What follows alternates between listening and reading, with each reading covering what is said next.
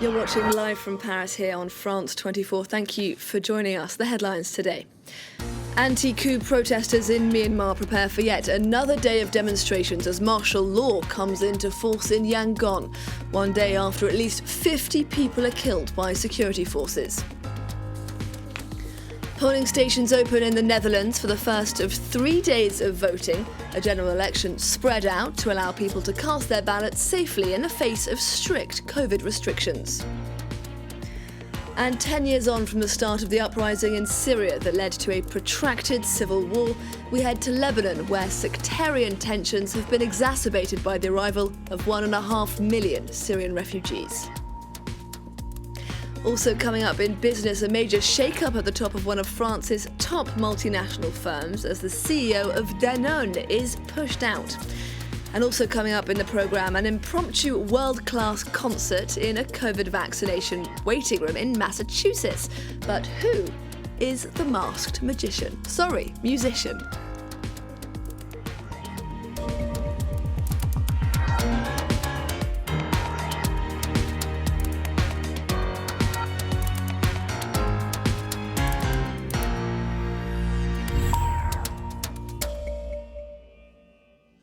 Myanmar's ruling military junta has declared martial law across swathes of Yangon after protesters attacked Chinese businesses.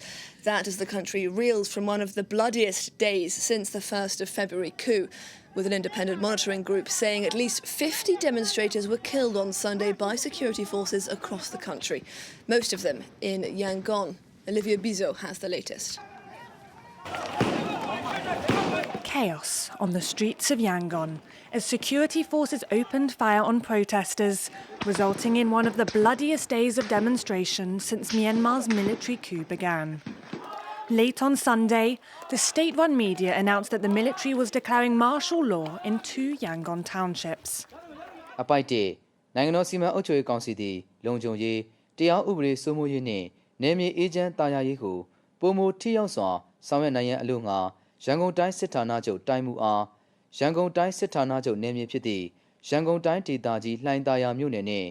The move came after China called on Myanmar to protect Chinese interests and people after 2 of its factories were set on fire by unknown attackers. Many protesters believe that China is giving support to the junta. The military crackdown has left scores of protesters dead since the ousting of the democratically elected government. An estimated 2,000 people have been arrested.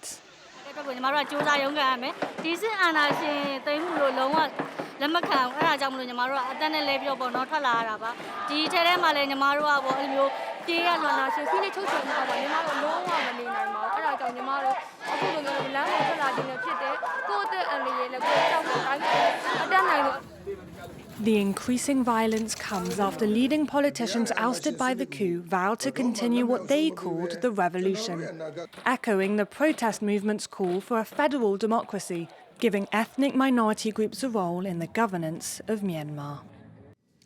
A brief look now at some other world news stories we're covering at this hour here on France 24. Thick smog settles over the Chinese capital, exacerbated by a sandstorm, with soaring pollution levels forcing Beijing residents to wear goggles and masks for protection. Outdoor events have been cancelled, with authorities urging people with respiratory diseases to stay indoors. Tens of thousands of women across Australia take part in demonstrations against sexual violence and to demand justice for victims. The marches coming amid a fresh spate of assault allegations within Australian political institutions. And the Netherlands becomes the latest country to suspend the use of AstraZeneca's coronavirus vaccine amid concerns it could be linked to blood clots. Health experts and the World Health Organization insisting the shot is safe to use. Now, 3 days of voting begins today in the Netherlands, with polling stations open to the frail and elderly ahead of the main election day on Wednesday. The poll comes with the country still under strict COVID-19 restrictions, including an overnight curfew. As James Versina now explains, incumbent Prime Minister Mark Rutte is expected to be re-elected. It's the first test for a leading European government after the outbreak of COVID-19. But a day before voters head to the polls, police were forced to break up anti-lockdown crowds in The Hague. A reminder of the riots that broke out on the 23rd of January when a nighttime curfew came into place after the Netherlands were forced to tighten what had been a more lenient approach to the outbreak as it grappled with a new wave of infections. Despite the current measures, with bars and restaurants open for takeaway only and a slow rollout of the vaccine, Mark Rutte's Conservative Party is faring well in opinion polls, particularly in his response to COVID-19. The initial reaction wasn't very reactionist, like alarmist, like, oh my God, the world is ending, let's clamp down immediately. I like that. Rutte is a very good politician. He's a reliable leader. And the political scene in the Netherlands is very frenetic at the moment. I'm not a big fan of the VVD, his party. But in general, as a person, he's been a good leader of the country. In 11 years in office, the Liberal leader hasn't avoided scandals, but has been nicknamed Teflon Mark for emerging from them unscathed. Only in January, tens of thousands of parents were wrongly accused of illegally claiming child benefits.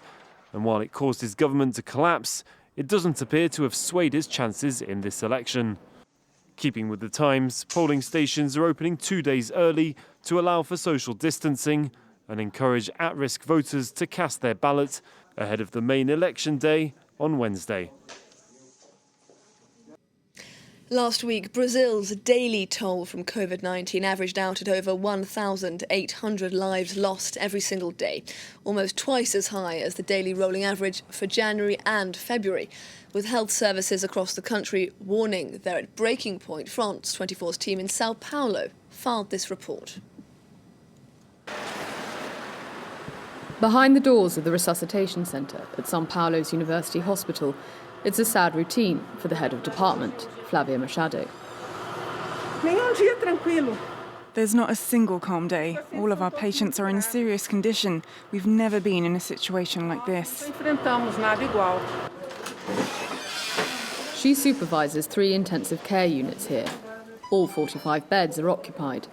In this room, the patients who arrive are getting younger and younger, like Alexander, who has no medical history. He's been under respiratory assistance for 3 whole days. He's a strong patient with no medical history going to the gym. So one wonders, where is this disease going to end? A victim of the new Brazilian variant, more contagious, and which has sparked a massacre up and down the entire country. 2 people every minute die in Brazil as a result of COVID-19. These doctors, who are not ones to talk politics, have reached the end of the line. A president who does not wear a mask is unacceptable. The use of masks is compulsory, and this should have been imposed by the authorities at the very start of the pandemic, and we should have ordered vaccines earlier. We should have had a better plan. I didn't believe in the pandemic at first. Last year when it began, I was working for a lady who had COVID-19 and took care of her for 48 days without catching it. I didn't believe many people would die. I said, I will never catch it.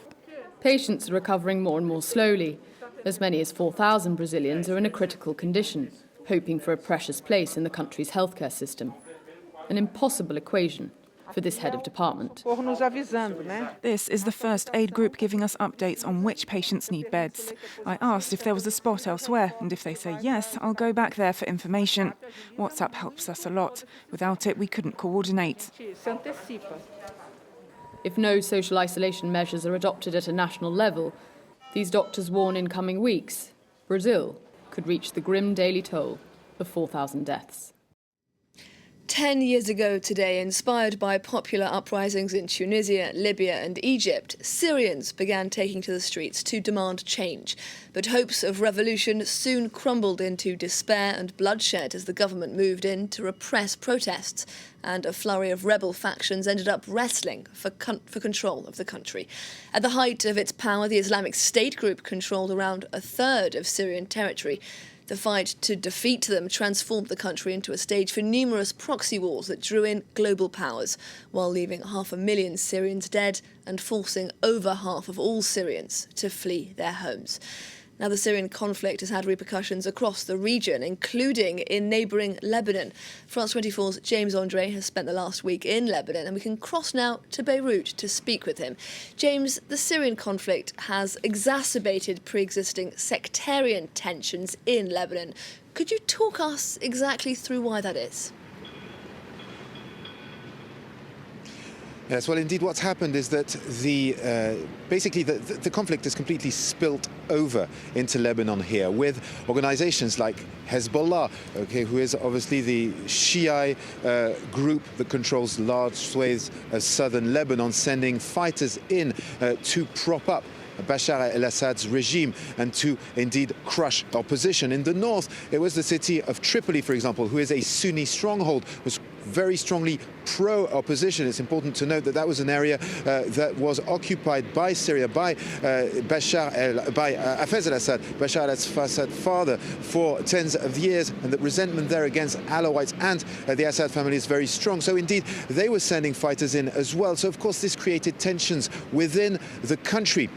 With Maysa Awad, my colleague, we traveled to Tripoli and we went to see the witnesses of the height of these tensions, the moments where mosques were being blown up in Tripoli and where fights were taking place on the streets between the Alawite neighborhood and the neighboring Sunni areas. These people today say that things have calmed down, but you can feel the tension simmering just beneath the face of things, and of course amid a massive economic crisis. Al-Taqwa is one of the two mosques that were targeted in a double car bomb attack on the 23rd of August 2013 in Tripoli. 53 people died and dozens were injured in the Sunni stronghold of northern Lebanon. Azam had come to the mosque that day for Friday prayer. I was sitting right here. We were thrown to the ground. Those sitting behind came crashing onto me. I saw horrible things outside.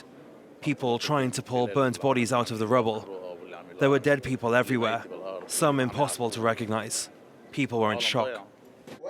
Lebanese courts declared the Syrian Secret Service responsible for the attacks. At the time, Imam Rafai was openly criticizing the regime and urging worshippers to take an active part in the opposition.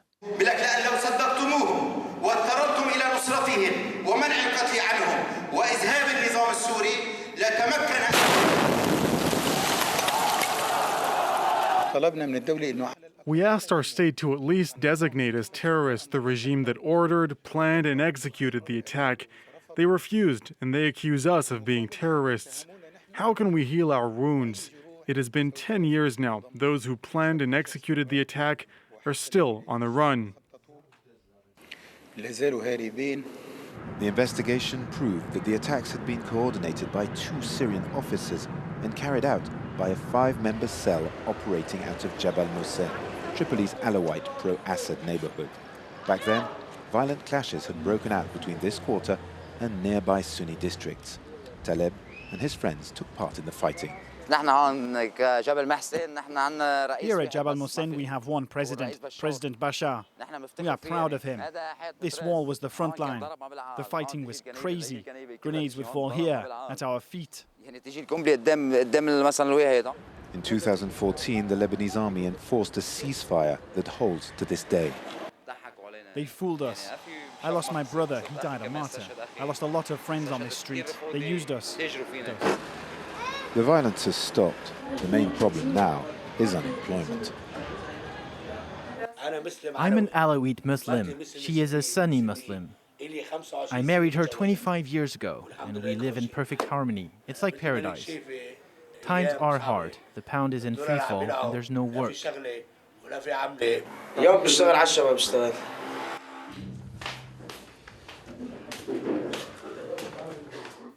This is the kitchen, and this is the bedroom. I sold the stove to buy medicine and food. I have sold our beds and the sofa. I have nothing left. 10 years ago, the Syrian conflict invited itself on these streets brutally. Today, the fighting has stopped, and both factions, the Sunnis and the Alawites, are obsessed by the same question: finding enough money to feed their children. James, we saw proof of it just there in your report. Lebanon is facing a dire economic crisis. A crisis that, it should be said, has only been strained further as a result of what's been happening over the border in Syria. Yes, absolutely. And what is happening right now in these is that there is trafficking of state-subsidized goods from Lebanon to Syria. As you know, Syria is under sanction. There is a very strong blockade. And what's happening is that there are trucks every day going from Lebanon, taking these state-subsidized goods. I mean, that's food, that's fuel, that's all sorts of things which are taken straight across the border. And that, of course, is adding to the economic situation here. That, of course, the 1.5 million Syrian refugees who are now living in the country as a result of this conflict and who are themselves in a dire economic situation. So a lot of people are on the streets here in Lebanon. We've seen roadblocks, people complaining about the situation, saying politicians are not doing enough to stop this trafficking and to stop this bleeding out of the Lebanese economy. James Andre in Beirut, thank you very much. A reminder now of our top stories today here on France 24. Anti-coup protesters in Myanmar prepare for yet another day of demonstrations as martial law comes into force in Yangon, one day after at least 50 people are killed by security forces. Demanding gender equality and justice for victims of sexual assault, tens of thousands of women demonstrate in front of the Australian Parliament and around the country. And polling stations open in the Netherlands for the first of 3 days of voting, a general election spread out to allow people to cast their ballots safely in the face of strict COVID restrictions.